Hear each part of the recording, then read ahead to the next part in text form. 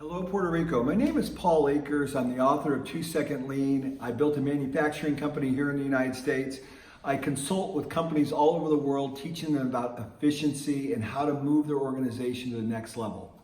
I understand Puerto Rico is in a lot of turmoil right now with the political system, and we have new governance coming in. If those people who are going to become the leaders in Puerto Rico are interested in moving to the next level and learning about efficiency and delivering more to the Puerto Rican citizens for less by using their brains and through the creativity of lean thinking, I'm available to help you at no charge.